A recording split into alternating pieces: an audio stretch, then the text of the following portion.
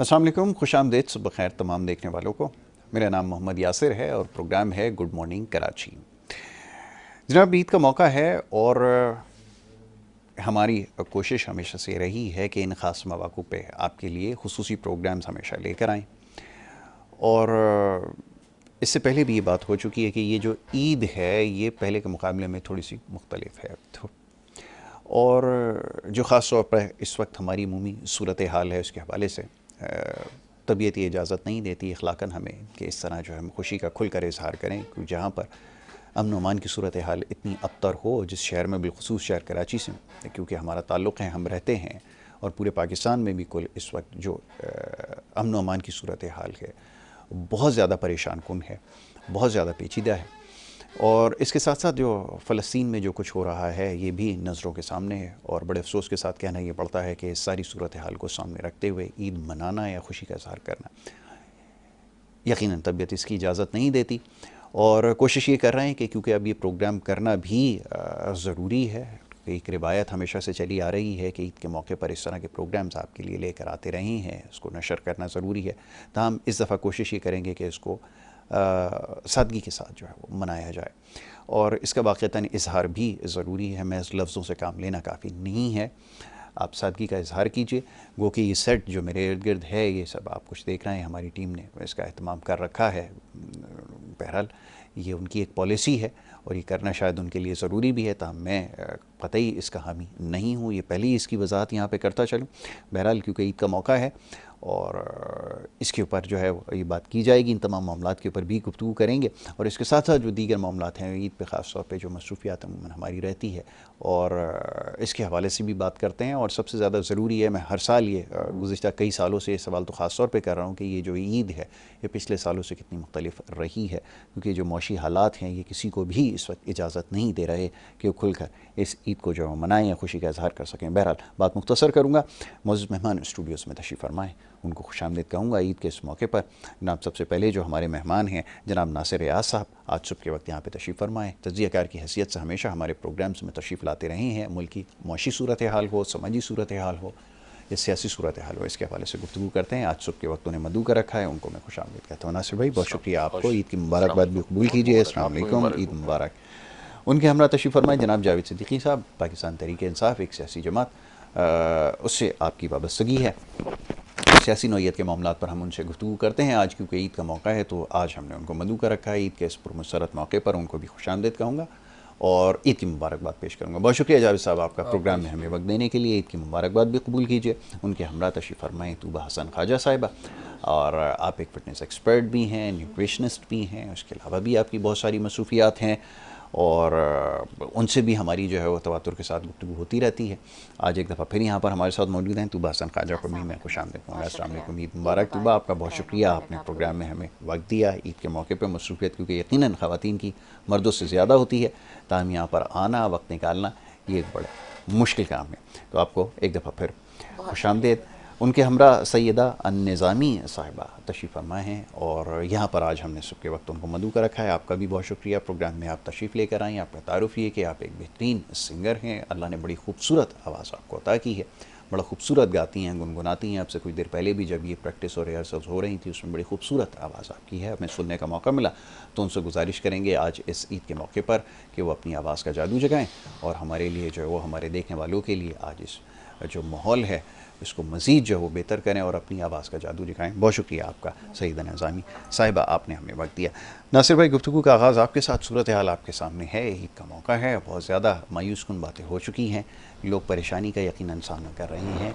ताहम क्योंकि बारी ताला की जानिब से ये इरशाद है कि आप इस ईद को मनाएँ और ख़ुशी का इजहार करें कि कैसे भी मुमकिन हो, यकीनन उसका ज़रूरी है इजहार करना भी। ताहम ये कि हमारी जो हालत है, अमूमी हालत है, मौशरती सूरत हाल है, वो इजाज़त नहीं दे रही, कैसे इसको दूर किया जाए। और साथ में इसका भी इजाफ़ा करूँगा कि एक सवाल अक्सर पूछा जाता है कि ये ईद जो है वो पिछले जो कई ईदें हम मना चुके हैं उससे कितनी मुख्तलिफ रही है। ज़रा चाहूँगा इस बारे में गुफ्तगू कीजिए। जी, बहुत बहुत शुक्रिया यासर भाई, पहले तो ईद मुबारक आपको बहुत, भी मुबारक। और तमाम सामीन को।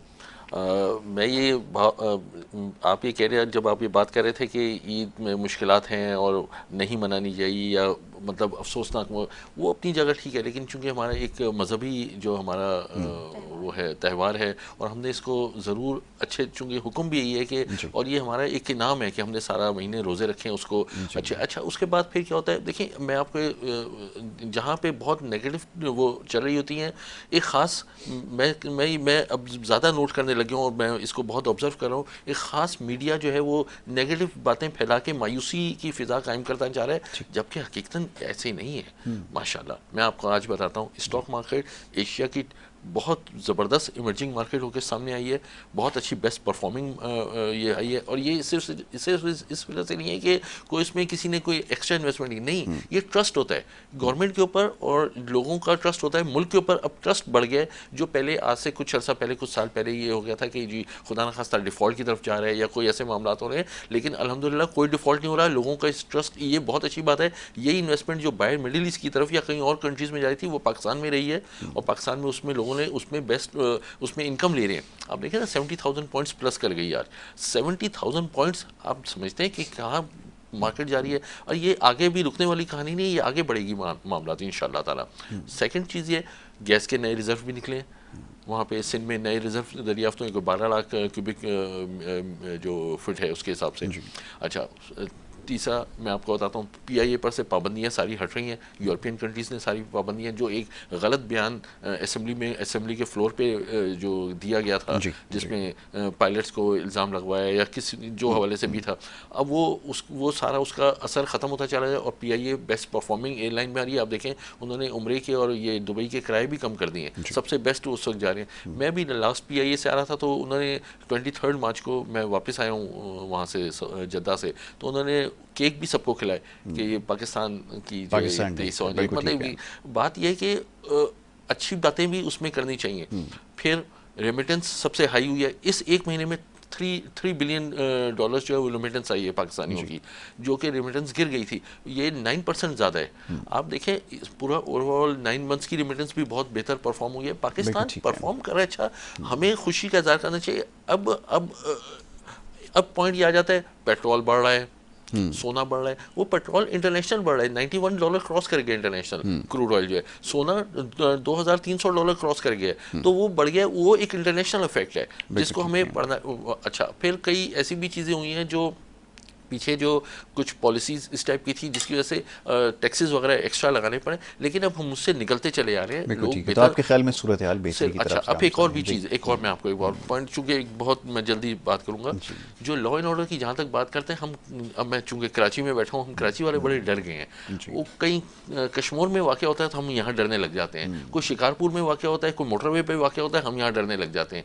कराची में इटसेल्फ हो रहे हैं, ज़रूर हो रहे हैं वाक़, एक बड़ी मेट्रोपॉलिटन सिटी है जहाँ पाकिस्तान भर से, दुनिया भर से मौजूद है। वो उनके लिए पुलिस को भी, अब पुलिस बहुत फास्ट है। आप देखें हर उसको उन्होंने पकड़े लोगों को, और जो उसको जुराइम को ख़त्म करने की पूरी कोशिश कर रहे हैं, और लोग पकड़े, आप उसकी लिस्ट तो दिखाएं। पुलिस की परफॉर्मेंस बहुत अच्छी गई है इसमें। अब लोग भी ऐसे, अब आहिस्ता आहिस्ता बेहतर होगा इंशाल्लाह ताला, आई एम होपफुल। और ये ईद बहुत बेहतर, इस दफ़ा मुझे तो बेहतर लगा है। सबसे बड़ी बात मुझे खुशी ये हुई है, जो दुनिया के अमूमी हालात आप देखें, जो मुसलमानों के हालात, हम अल्हम्दुलिल्लाह अपने मुल्क में आज़ाद फ़िज़ा में बैठे हैं, ईद मना रहे हैं, अजानें हो रही हैं, मस्जिदों में जा रहे हैं बगैर किसी खौफ खतर के। इसमें फुल क्रेडिट जाता है हमारी सिक्योरिटी एजेंसीज़ को, जो उन्होंने जो भी एक सिक्योरिटी एक जो सर्कल की है उसके अंदर हम बहुत आराम से। बहुत अच्छी बात है। अगर ये वाक़तन ऐसा है जैसा भी आपने कहा है तो बिल्कुल हमें फिर शुक्र अदा करने की ज़रूरत है, और अगर नहीं है तो फिर सोचने की ज़रूरत है। बहरहाल ये उम्मीद दी जा सकती है और ये देना मुनासिब भी है, शायद वक्त की ज़रूरत हो। बहरहाल इसके ऊपर क्या कहा जा सकता है, क्योंकि आज मौका ऐसा है, इसके ऊपर जो है वो मज़ीद कोई क्रॉस क्वेश्चन तो नहीं हो सकता।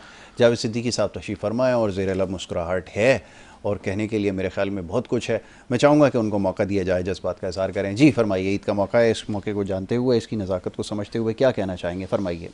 बिस्मिल्लाहिर्रहमानिर्रहीम।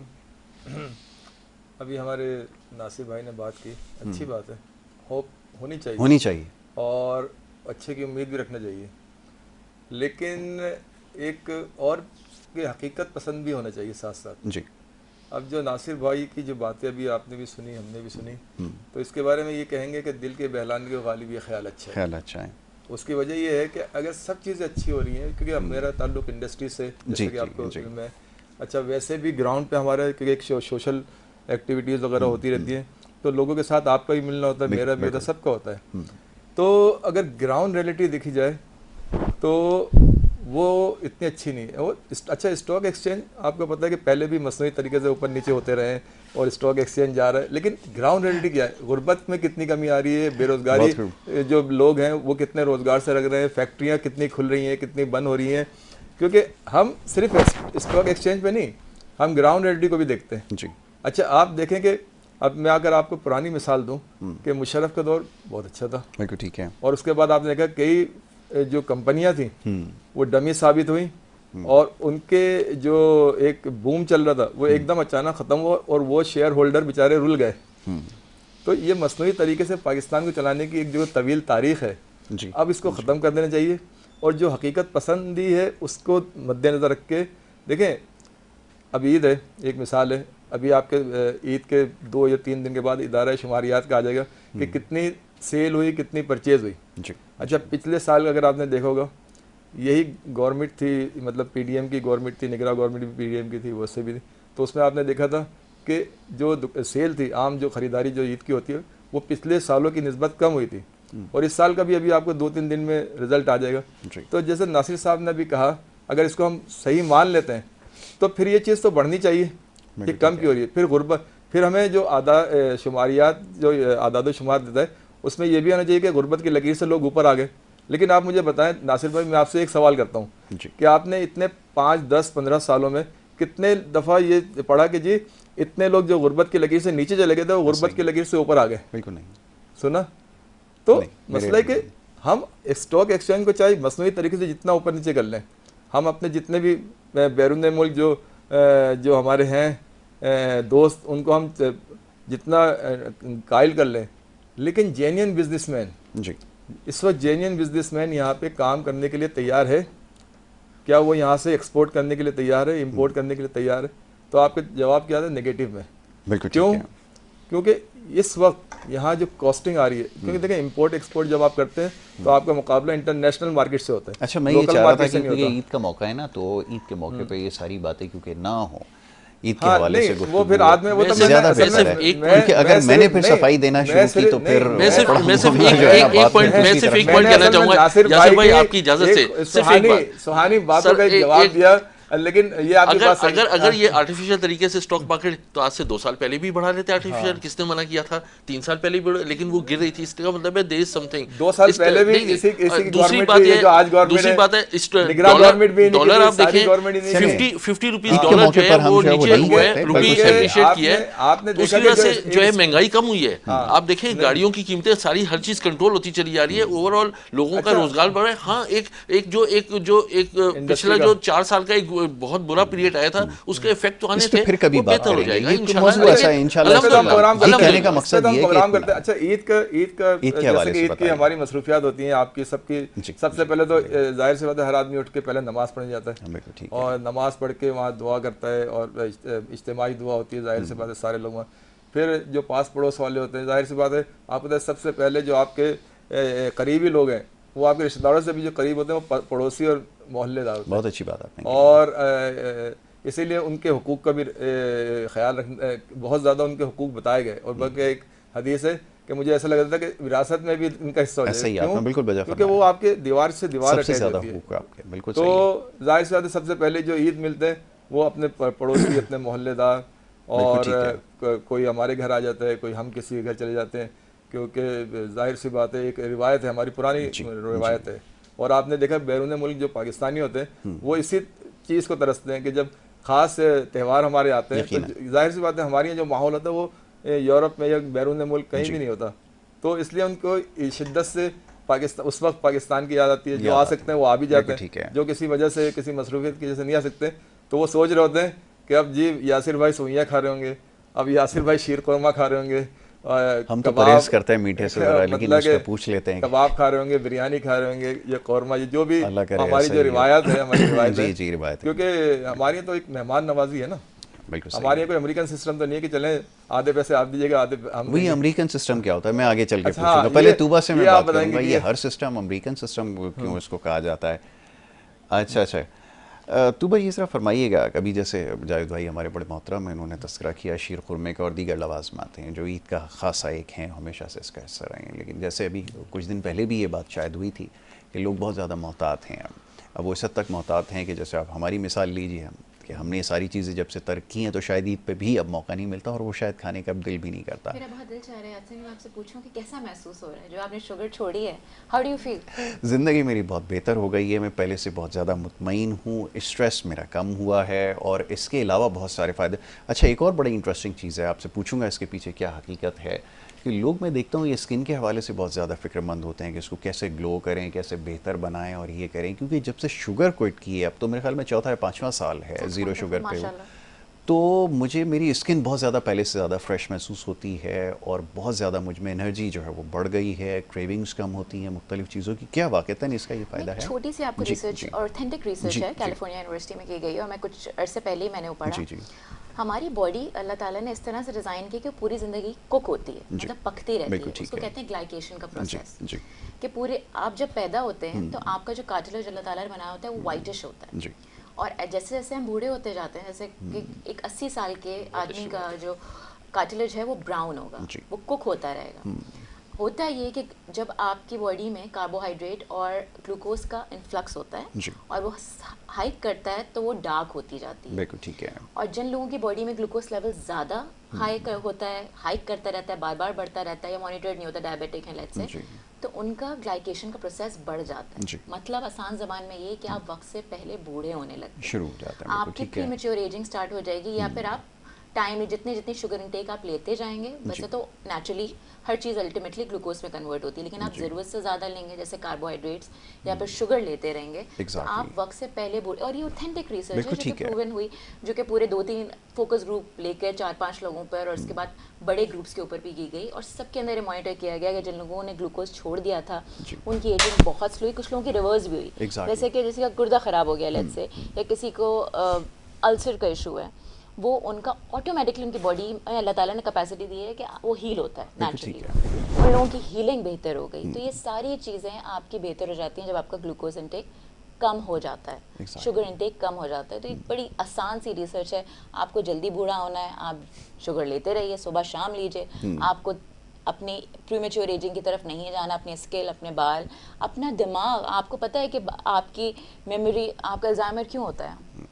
अगर आप शुगर इंटेक बहुत ज़्यादा ले रहे हैं, इवन के बच्चों में ऑटिज्म का कॉज बताया गया है शुगर इंटेक। शुगर इंटेक की तो हर जगह सोल कॉज आपका वही, और आर्टिफिशियल शुगर हमने भरपूर बहुत इस्तेमाल किया, बल्कि लाल शरबत में जो कि पहले से मीठा होता है, मैंने सुना है उसके अंदर भी मजीद जो है वो शुगर डाल के राइल जो है मुस्कुरा रहा है, मैं समझ गया। तो क्या है, बेकरी क्या है? बिल्कुल उसकी दुकान है और क्या है, हालांकि अच्छे ऑप्शंस हैं, ऐसा नहीं है कि बिल्कुल ठीक है। उसकी जगह अगर राइल, तुम्हारे लिए सुनो इसको, बिल्कुल उसकी जगह अगर आप हेल्दी ऑप्शंस रख दें, क्या बुराई है? वो कोई बहुत महंगे नहीं है, ये रीचेबल नहीं है, लेकिन रखे नहीं जाते हैं। और देखें उसके पीछे भी, अब हम कंस्पिरेसी थ्योरीज की तरफ तो नहीं जाएंगे ईद वाले दिन, बिल्कुल ठीक है, लोग डर जाएंगे, वरना फिर ये जो आप मीठा और दीगर लवाज़मात हैं। जी जावेद भाई, अब कह दीजिए। तो बस ने जो कहा है ना, सोचने पे मजबूर कर रहा है, उससे बिल्कुल उलट है। नहीं, उलट है, उससे बिल्कुल उलट है जी, कि अगर मैं किसी तकरीब में भी जाता हूँ, जैसे मुझे भूख नहीं लगी ज़्यादा, तो मैं सिर्फ गुंजाइश रखता हूँ मीठे की जिंदाबाद। नहीं, आप जैसे माशाल्लाह बहुत थोड़े हैं, कम से कम 98% लोग ऐसे ही हैं जो ये कर रहे हैं। ये आपसे नहीं, शुरू से मीठे के शौकीन, और अल्हम्दुलिल्लाह अल्लाह का बड़ा करम है। और सर आज भी कुछ लोग हैं जो खड़ी चम्मच चाय पीते हैं ये मौजूद है। अभी मैं जब इनकी बातें सुन रहा था जी तो मैं कह रहा था कि यार फिर मेरे साथ तो बड़ा बुरा होने वाला है, क्योंकि इन्होंने मीठे के बारे में कहा। दादी और ईद पे तो खैर एहतमाम होता है, दादी बहुत शौकीन थी मीठे की, और आखिर वक्त में तो उनका ये हाल था, हालांकि उनको भी अल्जाइमर हो गया था, ये हाल था कि वो जो खाती थी कहती थी बेटा थोड़ी सी हमें इसमें शक्कर मिला दीजिए, और पूरे पहले ज़माने के आगे से उनका ताल्लुक है, बहुत अच्छी उर्दू बोलती थी, शक्कर मिला दीजिए। बट अब मैं याद करती हूँ, she passed when she was 80 years old, तो उनकी स्किन बिल्कुल जो है वो अल्जाइमर भी उनको हो गया था। ये सारी देखिए, आपको ज़िंदगी देता है अल्लाह ताला, लेकिन क्वालिटी ऑफ लाइफ आपकी गिर जाती है।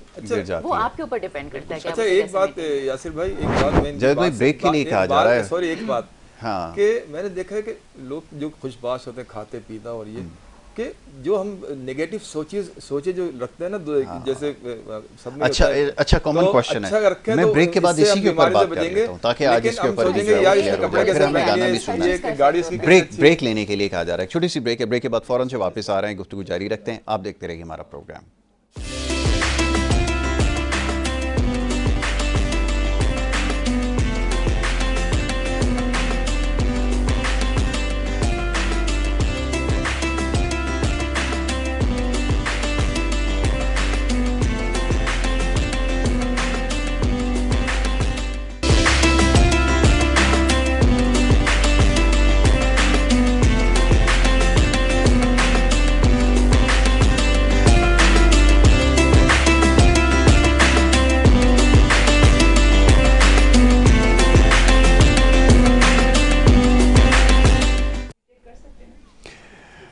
जनाब एक दफ़ा फिर आपको खुशामदीद कहेंगे, और ब्रेक पे जाने से पहले हमारे मेहमानों के साथ गुफ्तगू जारी थी। एक और हमारी बड़ी खूबसूरत मेहमान यहाँ पे तशरीफ़ फरमा है, सैयदा निज़ामी, जिनको हम शनाया कहते हैं और बड़ा अच्छा गाती हैं। और शनाया से मैं दरख्वास्त करूँगा कि अब जो हमारा जो प्रोग्राम का सिलसिला है वो आगे बढ़े, उससे पहले आप एक जो है वो गाना अगर सुनाएँ तो हमें बड़ा अच्छा लगेगा, क्योंकि ईद का मौका है और ईद के हवाले से अगर कोई म्यूज़िक हो जाए तो क्या सुना रही हैं, पहले तो ये बताइए। अरे वाह, क्या कहना है, बड़ा मशहूर गाना है। बिल्कुल, तो मैं शाह साहब से गुजारिश करूँगा शाह साहब प्ले करें और ताकि इसको जो है वो गाने को प्ले किया जा सके।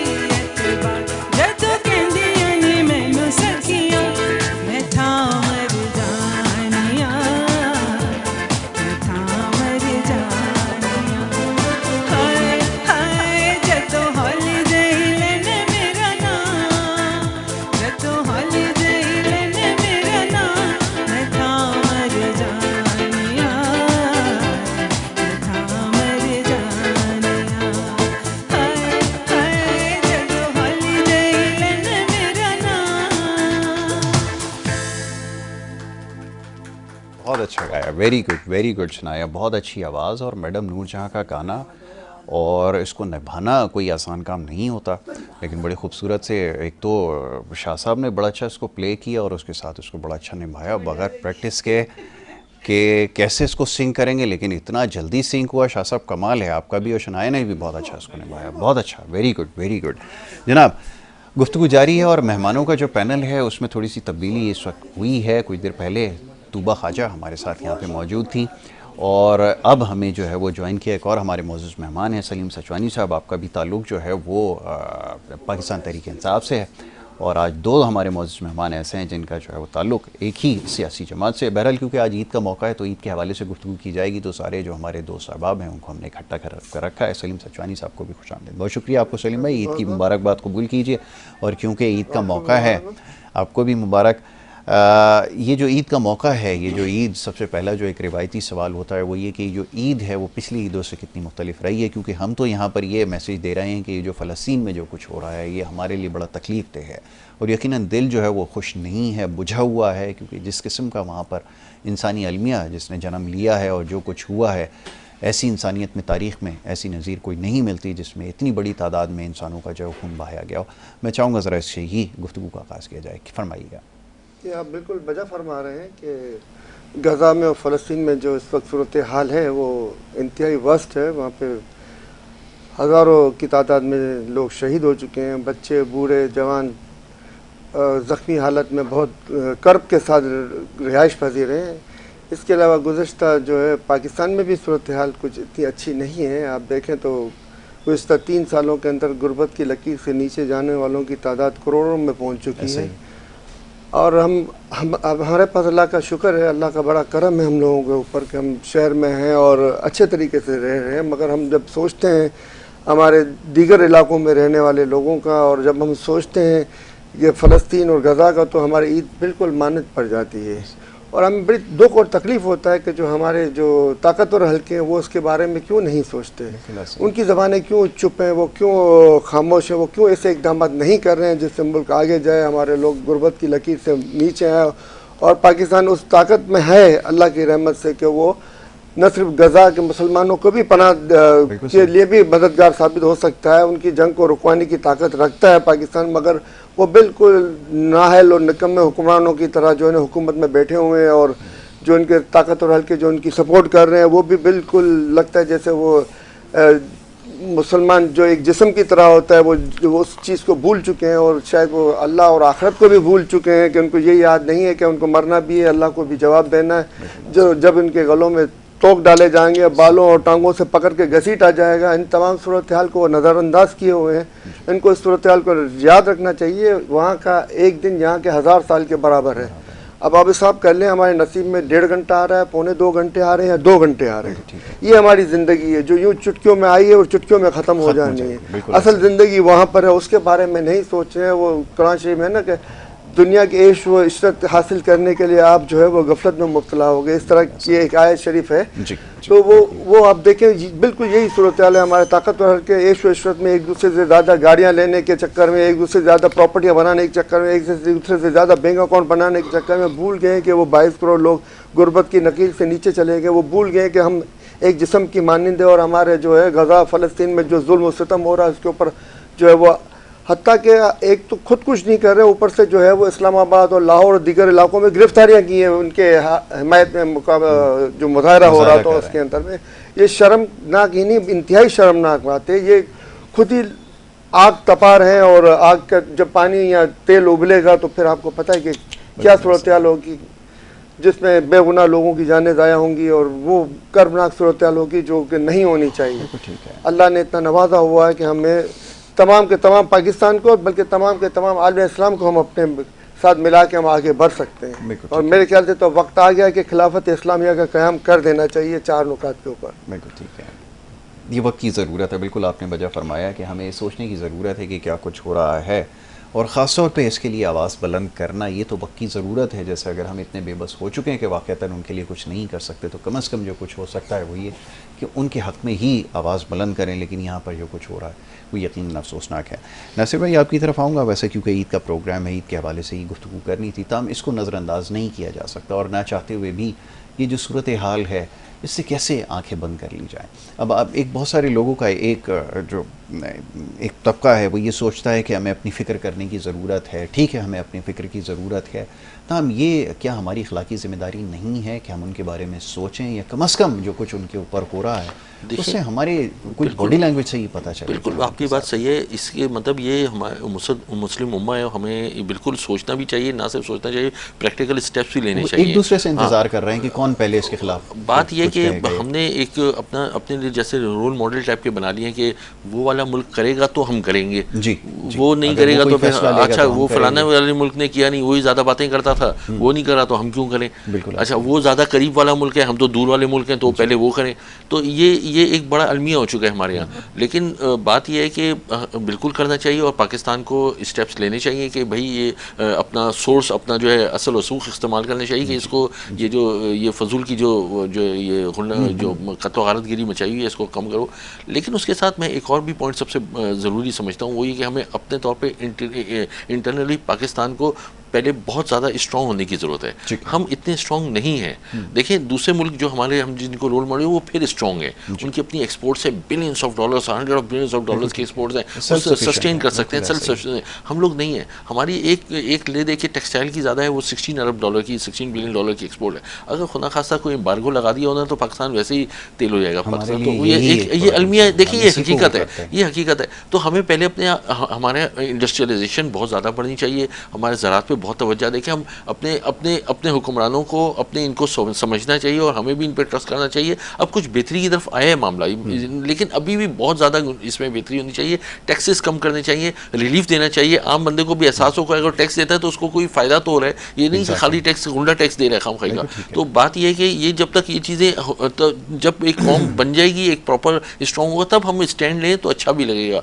अभी हमारे पास कोई, हम खुद उनसे $2-2, $3-3 अरब डॉलर मांगते फिर रहे हैं। हम बात करें तो वो एक ही झटके में अगर उन्होंने कुछ बंद कर दिया तो हम तो किसी काबिल नहीं रहेंगे ना।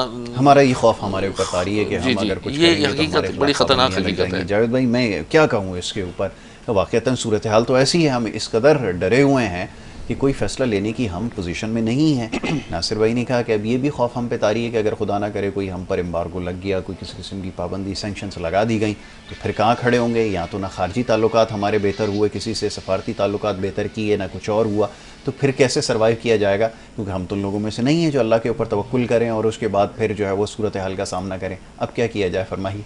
देखिए, नहीं नासिर भाई बिल्कुल सही कह रहे हैं, ये बात हकीकत है, इसमें कोई शक नहीं है कि जब फ़लस्तीन का मसला शुरू हुआ था और जब हमने चीज़ों का बाइकाट करना शुरू किया था, आपने देखा होगा बहुत सारे ऐड चले थे कि जनाब जो वहाँ की अशिया हैं उसका बाइकाट किया जाए। तो उस वक्त हमें पता चला कि हम बच्चे की पैदाइश से लेके और मरने तक जो अशिया इस्तेमाल कर रहे हैं वो सब वहीं की है। बिल्कुल ऐसा ही। मतलब कि हम चाहे कोल्ड ड्रिंक ले लें, बर्गर ले लें, KFC ले लें और बहुत सारी चीज़ें जो हम रोज़मर्रा की ज़िंदगी में इस्तेमाल करते हैं, हमारे बच्चे इस्तेमाल करते हैं। तो इसकी देखें, पाकिस्तान को भी 75 साल हो गए आज़ाद हुए हुए। अच्छा, आपको पता है कि पाकिस्तान 1947 में आज़ाद हुआ और 1945 में दूसरी जंग अज़ीम हुई थी, और उस दूसरी जंग अज़ीम के दौरान यूरोप, जापान, चाइना वगैरह ये तबाही के दहाने पे आ गए थे। तो क्या वजह है कि हम किसी जंग लड़े, किसी एटम बम गिरे, किसी भी कुदरती आफात के बजाय खुद पीछे चले गए। मतलब आज हम जब अपनी पोजीशन देखते हैं कि हम कहाँ खड़े 75 साल के बाद, तो लगता है जैसे हम ज़ीरो पे हैं अभी भी।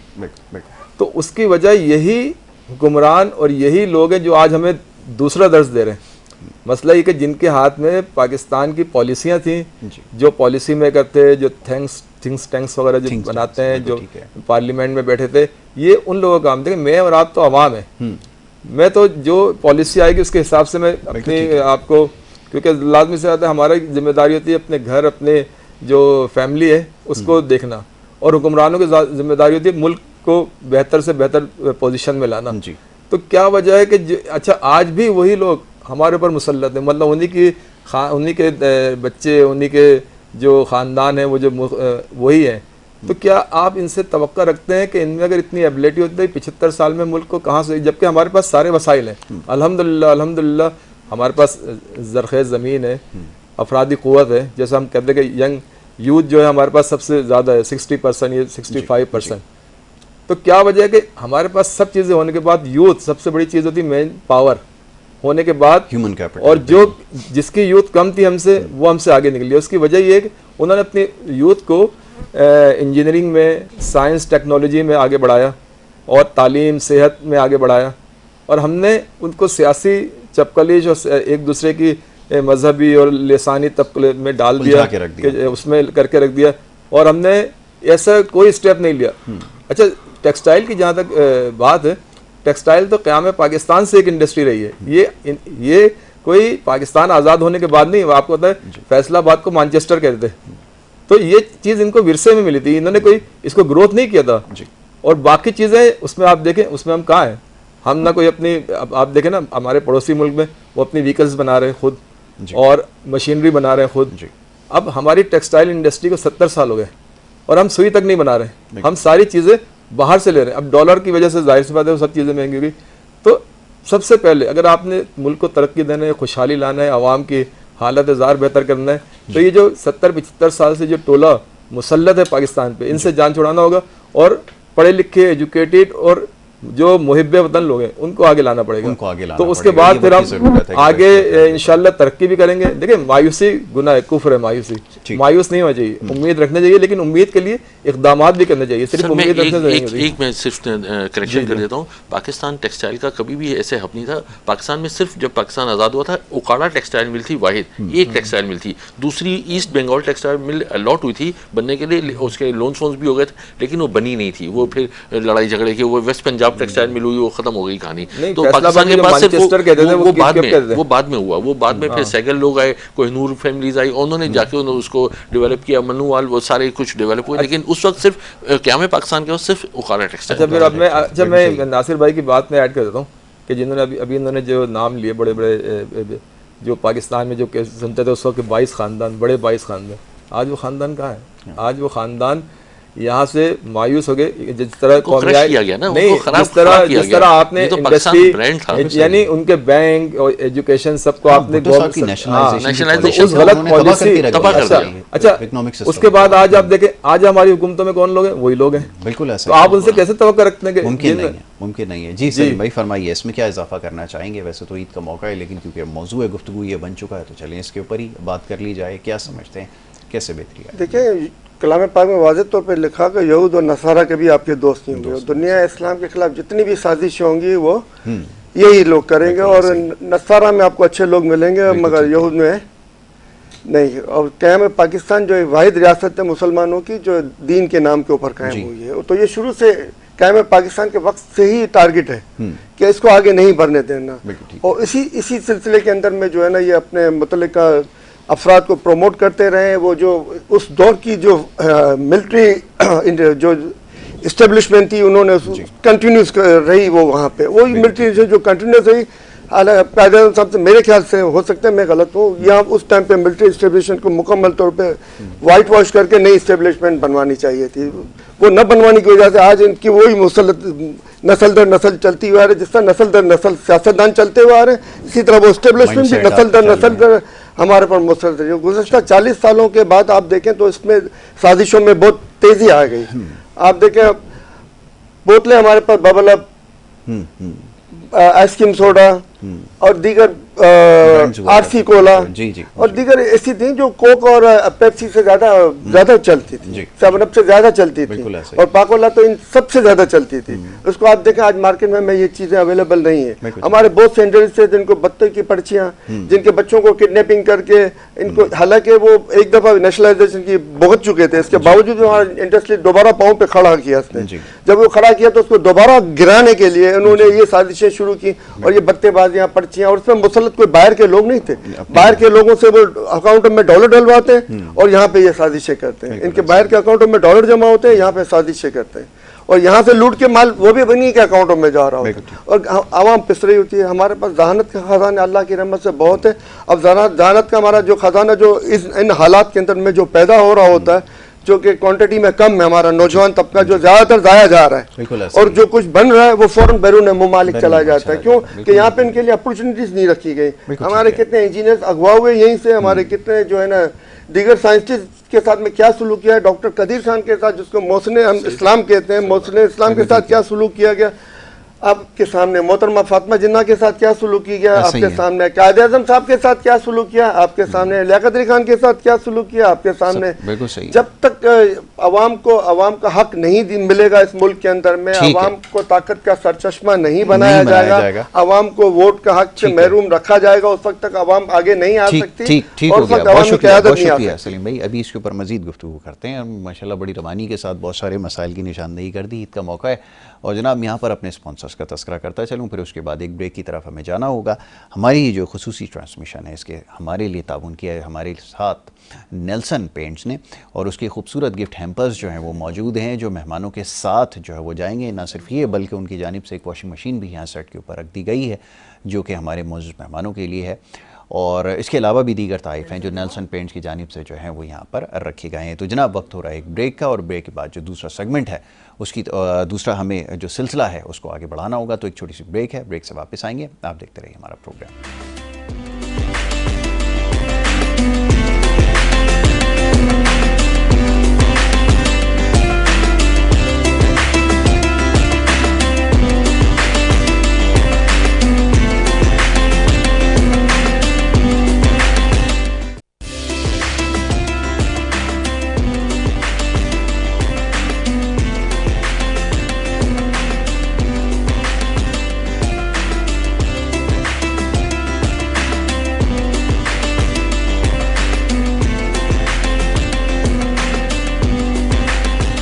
वेलकम बैक जी, एक दफ़ा फिर आपको खुश आमदीद कहेंगे अपनी इस खुसूसी ट्रांसमिशन में। ईद का मौका है और ये हमारी खुसूसी ट्रांसमिशन K21 न्यूज़ के ऊपर जारी है। साल साल ये सिलसिला चलता आया है और इस दफ़ा भी ये सिलसिला जारी है। और जैसे प्रोग्राम की इब्तिदाइया में मैंने तस्करा किया कि इस दफ़ा सूरत हाल थोड़ी सी मुख्तलिफ है। प्रोग्राम जो है वो यकीनन ईद का है, और ईद के जो पिछले मौक़े हमारे पास हमें मैसर आए, उसमें हमने खुलकर जो है वो हल्ला गुल्ला भी किया और बड़ी अच्छी गुफ्तगू भी रही है। तहम ये जो ईद है ये पिछली ईदों से मुख्तलिफ है, क्योंकि जो गज़ा की सूरत हाल है ये इंतहाई परेशान कुन है, दिलसोज है, और दिल हमारे बुझे हुए हैं। क्या करें, ये प्रोग्राम करना, मैं बार बार ये बात दोहरा रहा हूँ कि ये एक ज़िम्मेदारी है जिसको सिर्फ पूरा किया जा रहा है, वगरना कतई इसका कोई मौका नहीं है कि ये सब कुछ किया जाए। और मुअज़्ज़ज़ मेहमान तशरीफ़ फरमा हैं, ब्रेक पे जाने से कबल उनसे भी इन्हीं मामलात पर गुफ्तगू हो रही थी। और हमारे साथ, क्योंकि इस प्रोग्राम की एक रिवायत रही है, क्योंकि आज खुसूसी मौका होता है, तो हमारे साथ एक सिंगर भी मौजूद होते हैं, और मौसीकी का भी हम थोड़ा सा जो है इसमें कोई तड़का जो है जिसको हम कहते हैं वो लगा देते हैं। तो हमारे साथ जो है वो सिंगर हम यहाँ पे मौजूद हैं, सैयदा निज़ामी और शनाया जिनको हम कहते हैं। बड़ा खूबसूरत नगमा कुछ देर पहले उन्होंने पेश किया, और उन्हीं से मैं ये गुजारिश करूँगा एक दफ़ा फिर तो यहाँ पर हमारे लिए एक नगमा जो है वो हमारे सामीन के लिए जो है वो पेश करें, और उसके बाद फिर हमारी गुफ्तगू का सिलसिला जारी। शनाया, क्या सुना रही हैं आप? बूहे बारियाँ, हदीका के आनी ने गाया, बड़ा खूबसूरत नगमा है, वाह जी वाह। तो शाह साहब से गुजारिश है वही प्ले करें, और जो है जो शनाया हुई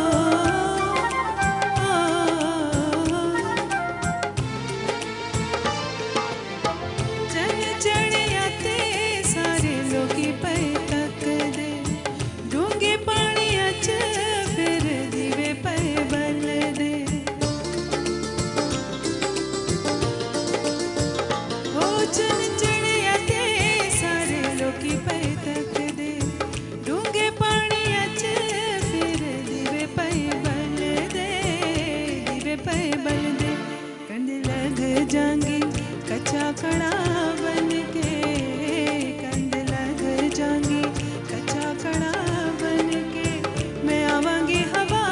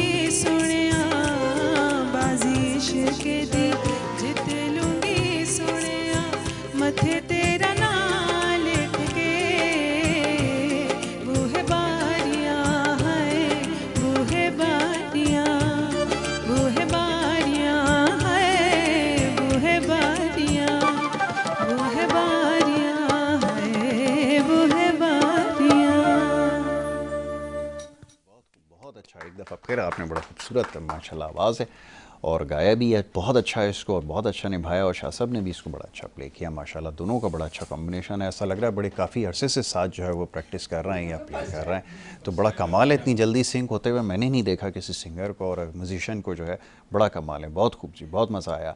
जनाब ये सिलसिला जारी रहेगा, मौजूद मेहमान तशरीफ़ फरमाए, उनसे गुफ्तगू हो रही थी। अच्छा जनाब अब ये बताइए ईद पे क्या मसरूफियत रहती है, क्योंकि ईद का मौका है, वैसे तो सारी गुफ्तगू हो गई लेकिन ये जानना भी ज़रूरी है कि ईद की मसरूफियत क्या होती हैं और किस तरह ईद मनाई जाती है। पहले तो कुछ रिवायात थी, अब थोड़ी काफ़ी हद तक जो है वो दम तोड़ती जा रही हैं, वो मिलने मिलाने का सिलसिला। अब तो फेसबुक के ऊपर मैसेज उनको लिख दिया जाता है कि ईद की मुबारकबाद, आप अपने घर हम अपने घर। बताइए किस हद तक चेंज हुई है। जी बहुत अच्छी बात आपने की आसिफ भाई, पहले कार्ड सेलेक्ट किए जाते जी, थे, जी, जी, अच्छा बिल्कुल प्रिंट ऐसा कराए ही है। जाते थे और बड़ा उसको एहतमाम के साथ लिखा जाता था, अपने हाथ फिर से, पोस्ट- अपनी लिखाई से, जी, जी, हैंडराइटिंग और से उसके लिखे साथ कोई ना जाते थे। कोई चीज़ भी जी, साथ में, गिफ्ट भी साथ अटैच बिल्कुल कर ऐसा दिया ही, जाता आपने था, बिल्कुल सही चाहे कहा। फूल हो या कुछ हो। अच्छा फिर उसको पोस्ट किया जाता था, फिर उसका इंतजार किया कि डाकिया सही तरह से पहुंचा भी देगा नहीं, वाह जी, मतलब एक बहुत पूरा खूब। प्रोसेस होता था। अब तो यहाँ मैसेज किया ईद मुबारक, एंटर 100 लोगों को एक साथ फॉरवर्ड कर फॉरवर्ड दिया। हो गया, काम खत्म हुआ।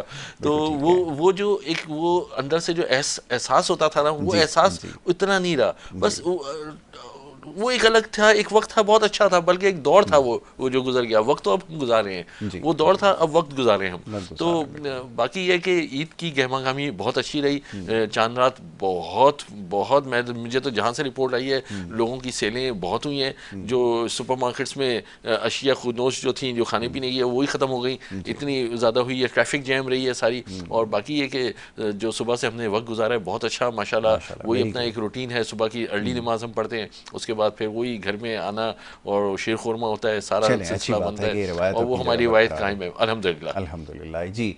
अब बताइए जावेद भाई कि ये जैसे ईद कार्ड वगैरह का वैसे तो ईजाद हो गए होंगे, ज़्यादा पुरानी बात तो नहीं है, लेकिन ये कि क्या सिलसिला रहा था, क्या कभी ऐसा रहा कि कोई कार्ड लिखा भी, ख़ुद से तहरीर भी किया, दोस्तों रिश्तेदारों अहबाबों को भेजा भी, और जब वहाँ से कभी मौसूल हुआ तो क्या खुशी हुआ करती थी, ज़रा बताइए, क्योंकि आजकल के बच्चे जो है लाइल में सारी चीज़ों से। देखिए अब हमारी जैसी उम्र के लोग उन्होंने दोनों दौर देखे, मतलब जो आज डिजिटल मीडिया का दौर है वो भी देखा हुआ है, और इससे पहले जब नहीं थे डायनासोर हुआ करते जी, डायनासोर तो खैर नहीं होता था, ज़्यादा पुरानी हो गई, मतलब थोड़ा सा अच्छा, आप थोड़ा पीछे सा, चले हैं। ठीक है। मतलब आप तो बिल्कुल ही नहीं, पीछे आपने चले गए। दोनों दौरों को कहा कि दोनों दौर देखे जिस तो- वक्त अच्छा। देखिए, जिस वक्त ये सोशल मीडिया नहीं था, अच्छा, जिस अच्छा, वक्त उस व्हाट्सएप वक्त, नहीं बिल्कुल, था बिल्कुल। और ये सब चीज़ें नहीं थी, सहूलतें नहीं जी। थी, तो लोगों की एक अपनी टाइम देते थे पोस्ट करने, जाहिर से ज़्यादा पोस्ट ऑफिस जाना, और एक मोहब्बत थी, जी, बैरून मुल्क हो या अंदरून मुल्क पाकिस्तानी हो, सब एक जोश के जनाब भाई साहब को ईद कार्ड भेजना है, लिखना है, सही। तो और फिर मुलाकातें भी होती थी, जाहिर से ज़्यादा मसरूफियात कम। तो अब तो आप देखें बच्चे बाहर खेलने भी कम निकलते हैं, घर में ही वो उनको कंप्यूटर लैपटॉप वगैरह, तो इसीलिए आप देखें कि वो जो एक हेल्थ की जो ग्रोथ होती थी कि जब आप भाग दौड़ करते हैं, खेलते हैं, कूदते हैं, तो उससे फिर आपको, तो अब वो चीज़, अब बच्चे भी आप देखें कि वो पहले जैसे बच्चे थोड़ा सा उनको कुछ मौसमी असरात होते हैं तो फ़ौरन छींके, नज़ला, ये वो सब चीज़ें शुरू हो जाती है, बहुत चीज़ें शुरू हो जाती थी। क्यों? क्योंकि उनमें वो चीज़ नहीं है, वो पोटेंशियल जो होना चाहिए, जो एक जैसे कि हमारा दौर गुजरा था कि जनाब बाहर खेल रहे हैं, कूद रहे हैं, दौड़ रहे हैं, भाग रहे हैं। उसके बाद दूसरा होता है जब ससुराइल में पेशी होती है, तो वो पेशी का कौन सा दिन है वैसे ससुराइल में? ससुराल वो ये हरफ आम में कहा जाता है, वरना हम ससुराइल कहते हैं जो जितने भी दिल दुखे असल में मसला ये कि अभी इस मरहले से क्योंकि नहीं गुजरे तो ससुराइल कह रहे हैं, और जब ये गुजरेंगे तो फिर वही क्या करेंगे। खैर की उससे उम्मीद रखनी नहीं, ये बहुत अच्छा नहीं, ये बहुत देखिए ये कुदरती चीजें, जो एक कुदरती निजाम है, नहीं आफात नहीं है वो, अच्छा आफात नहीं है वो, एक बहुत खूबसूरत रिश्ता है जी जी, और उसी रिश्ते की वजह से दुनिया वजूद में आई, नहीं दुनिया वजूद में आई, लेकिन हाजिरी फिर भी देनी पड़ती है ना चाहते हुए, वो अच्छी बात है, हाजिरी देते हैं। देखिए आपको तो फैमिली में जाते हैं, फिर वहाँ पे जो आपके जो रिलेटिव होते हैं, मदर इन लॉ होती है, फादर होते हैं, ब्रदर उनके जो होते हैं, वो भी आपके उसी रिश्ते की तरह होते हैं जिस तरह आपके रिश्ते हैं, तो वो आपको बड़ी ईदी वगैरह देने का रिवाज बाकी है, वरना अब तो क्योंकि सूरत हाल चेंज हो गई है। ईदी तो एक रिवायत है, अच्छा, वो तो बड़े ने छोटों को देनी है, वो एक रिवायत चली आ रही है, और बहुत अच्छी रिवायत है, जाहिर सी बात है, एक थोड़ा सा हल्ला गुल्ला हो जाता है, थोड़ा सा नहीं। अब मैं देख रहा हूँ चीज़ें एक तब्दील हो गई है। मैंने जैसे ड्राइवर को कहा, उसने ईदी मांगी, मैंने कहा मेरे पास अभी पैसे नहीं है, उसने कहा इजी पैसा या इजी लोड करवा दे। तो मैंने कहा यार ये तो बड़ा बचना मुश्किल हो गया मीडिया है। का दौर है, तो जाहिर सी बात है हर चीज़ आसान हो गई। अब डिजिटल हो गई है, आपको रखने की जरूरत नहीं है जेब में, और वैसे भी आजकल जो हालात हैं उसमें लोग ज़्यादा कैश जेब में नहीं रखते, और वो फिर इजी पैसा और इस तरीके से जो है ना ट्रांसफर कर देते हैं। तो सहूलतें तो खैर बहरहाल हुई हैं, लेकिन ये जो चीज़ है ना, जो अभी आपने कहा कि ईद कार्ड, अच्छा अब तो ईद को छोड़ें आप, शादी ब्याह भी के कार्ड जो है वो भी व्हाट्सएप पे ही कर दी जाती है, व्हाट्सएप के ऊपर ही निकाह हो तो रहा है। इससे देखें, अब देखें फिर इसी वजह से जब आप किसी से मिलेंगे नहीं, किसी के यहाँ जाएंगे नहीं, एक मेहमान वो आपके मेहमान बन के नहीं आएगा, आप उसके मेहमान बन के नहीं जाएंगे, तो वो जो कुर्बतें होती हैं, आप देखें इस वक्त जो नई जनरेशन है उसमें कितनी कुर्बतें कहाँ हैं, क्योंकि साल में एक दफ़ा। अब फिर दूसरी बात ये कि जनाब अब स्कूल जाना है, अब टीचर आ जाएंगे, फिर मौलाना साहब आ जाएंगे, हमें तो टाइम ही नहीं मिलता, तो जाएं कहाँ से। फिर अब छुट्टियाँ जो होती हैं उसमें आराम करते हैं, तो आप देखें रिश्ते भी इस वजह से थोड़ी सी कमज़ोरी उसमें आती, जो एक पहले मोहब्बतें थी, लेकिन ये है कि अभी भी जो फैमिलियाँ रिवायती हैं वहाँ पे अभी भी वो चीज़ें हैं बरकरार, और वो अभी भी आप देखें एक ही घर में बहुत सारे ऐसे, अभी भी शहर में आप चले जाएं तो एक ही बिल्डिंग में चचा भी रह रहे हैं, ताया भी रह रहे हैं, फुप्पी भी रह रही हैं, तो ये सब चीज़ें रिवायतें हैं। जहाँ ये रिवायतें हैं वहाँ आप देखें कि बंदा मुतमईन भी है, पुरसुकून भी। अच्छा, फिर जॉइंट फैमिली का जो एक सिस्टम हमारे यहाँ आ रहा है, जो आजकल जो नई जनरेशन है वो चाहती है कि नहीं जी, और फिर मौलाना मुफ्ती मसूद साहब ने बहुत सारी चीज़ें बताई है, तो उसकी वजह से उन्होंने कहा ये औरत का हक होता है और वो रह सकती है। लेकिन नहीं, जॉइंट फैमिली में आपको आसानियाँ कितनी होती है। आप देखें ईद पे मिसाल मेहमान आते हैं तो आप अकेले नहीं होते, आपके साथ और भी। मैं फिर कभी इसके ऊपर आपसे तफसील से गुफ्तगू करूंगा। फिर आप किचन का काम भी आसान हो जाता है, मतलब जब आप मुख्तलिफ चीजें बनाते हैं तो अकेले नहीं होते, बल्कि आपके साथ जो और जैसे सास है, नंद है, या मतलब आपके साथ बर्तन धोने के लिए और लोग भी घर में मौजूद हैं, पकाने के लिए, पकाने के लिए, लेकिन धोना तो पड़ता है ना, तो सर धोएंगे ना, धोना तो पड़ते हैं, या उसी में दोबारा इस्तेमाल करके उसी को दोबारा इस्तेमाल करेंगे। अक्सर लोगों से पूछ लेता हूँ इखलाकन ना, तो मैंने वो अक्सर ये सवाल बचा के रखा होता है। एक दिन मैं गुफ्तगू में एक मेहमान से पूछा कि अच्छा ये बर्तन जो है वो गर्म पानी से अच्छे धुलते हैं या ठंडे पानी से? आप क्या आप ये बताएं कि आप कहलवाना क्या चाह रहे हैं? आपने कहा ना जॉइंट, मैं सलीम भाई से पूछूंगा, सलीम भाई ईद धोने वाले से पूछे ना, आप मुझसे पूछे, मतलब आप सलीम भाई से भी बात करने में ना जरा हमें। जी सलीम भाई, ईद कैसे? लाइफ है ना बड़ी तेज हो गई, बिल्कुल ऐसा बहुत तेज हो गई नहीं रही। और अगर आप देखेंगे तो शहरों में रहने वाले लाखों खानदान जो है वो डिवाइड हो चुके हैं, कोई कनाडा में, कोई अमेरिका में, कोई यूरोप में, कई सऊदीया में, कोई दीगर ममालिक में, मगर वो सब के सब एक मोबाइल में समा जाते हैं। ये भी कमाल है कि वो सारे के सारे मोबाइल के अंदर में जहाँ पे भी बैठे वो मोबाइल में वीडियो आपस में चैट कर रहे होते हैं, आपस में बातचीत कर रहे होते हैं। अब उनको वो कार्ड लिखने की इनको ज़रूरत नहीं होती कि वो कार्ड लिखे करें, हम बोलते हैं उसी वक्त सब वीडियो पे मौजूद है, एक दूसरे को मुबारकबाद दे रहे हैं, एक दूसरे पर इज़हार ख्याल कर रहे हैं, और अब एक दूसरे से जो भी इनको बातचीत करनी है वो अपने तौर पे वो कर रहे होते हैं। तो लाइफ की तेज़ी की वजह से जो है वो काफ़ी सहूलियात भी हो गई हैं और काफ़ी कुछ फासले भी आ गए हैं फैमिली के अंदर में। जिस तरह पहले अक्सर मेल मिलाप होते थे, वो मेल मिलाप समेट के सिर्फ ईद और बकरा ईद तक महदूद हो गए, और दीगर बड़े त्योहारों तक कोई आते हैं हमारे तो उन तक महदूद हो गए। तो ये जो लाइफ की जो तेज़ी है, ये एक तरफ से फ़ायदे भी बहुत हैं, तो दूसरी तरफ हमारे इसके नुकसान भी बहुत हैं। और देखिए इंशाल्लाह अल्लाह खैर करेगा, अल्लाह खैर करेगा। इस दफ़ा क्या क्या वो प्लान बना रखे हैं? ज़ाहिर कुछ तो हो चुके होंगे और कुछ होना बाकी होंगे। एज पर रूटीन हर ईद पे फैमिली, अब तो फैमिली भी मतलब ये बहुत कम हो गई है, सही है, ज़्यादातर बाहर चले गए, तो वो जो भी जितने भी अवेलेबल होते हैं वो सब मिल के एक जगह पे हम लोग डिनर वगैरह करते हैं और लंच करते हैं और मेल मिलाप से ईद करते हैं, बच्चों को ईदी वगैरह देते हैं, बच्चों को ईदी वगैरह देते हैं, और इसी तरह ये गैदरिंग जो वैसे तो हम भी आपके बच्चों की तरह हैं अगर आप समझे तो ये है। शनाया कैसे ईद मनाती हैं, क्या मसरूफियत होती है और कैसे रहता है ये सारा सिलसिला? क्योंकि सबकी लाइफ, जैसा भी सलीम भाई ने कहा ना, बात बिल्कुल सही है। एक तो लाइफ एक तरफ बड़ी आसानियाँ भी हो गई हैं, दूसरी तरफ दूरियाँ भी बहुत बढ़ गई हैं। आपकी ईद कैसे गुजरती है? ईद हम बहुत सिंपल तरीके से। अच्छा, जैसे क्या कुछ होता है, माइक पे बताएं। चलें, पहले तो पूरे महीने हम रोज़ा रखते हैं, घर में हमारे कंपटीशन होता है कि कुरान किसका पहले ख़त्म होगा। बहुत अच्छी बात है, माशाल्लाह। इस दफ़ा 6 कुरान ख़त्म हुए माशाल्लाह हमारे घर में, तो माशाल्लाह से इसके बाद फिर जाहिर सी बात है पूरे महीने इबादत करते हैं, और बहुत ज़ौक़ व शौक़ से करते हैं। 27वीं रात जो है वो, यानी कि आखिरी जो 10 रातें हैं हमारे घर कोई नहीं सोता। ठीक है, माशाल्लाह। और इसमें मैंने सबको कहा है कि जितनी हो सके रात को नफले पढ़ो। बहुत अच्छी बात। और कोई रात पता नहीं कौन सी शब कदर की रात। वाह, बहुत अच्छी बात है, ये तो बिल्कुल सही है। इसमें हम लोग बहुत जी जान से जो है इबादत करते अच्छी हैं, बात है, क्योंकि और होना यही भी यही महीना ऐसा चाहिए। होता है जिसमें हमारी बख्शिश हो रही है। बिल्कुल ठीक है, बिल्कुल और ठीक कोई है। महीना नहीं है। लेकिन ईद का दिन जो है हम लोग बहुत सिंपल तरीके से मनाते हैं। और वैसे भी आपने जो फ़लस्तीन का जिक्र किया, हमारे घर में हर चीज़ का बायकॉट हुआ हुआ है। वाह, बहुत अच्छी बात है। तो बच्चे हों बड़े हों, कोई भी अभी KFC नहीं खाता।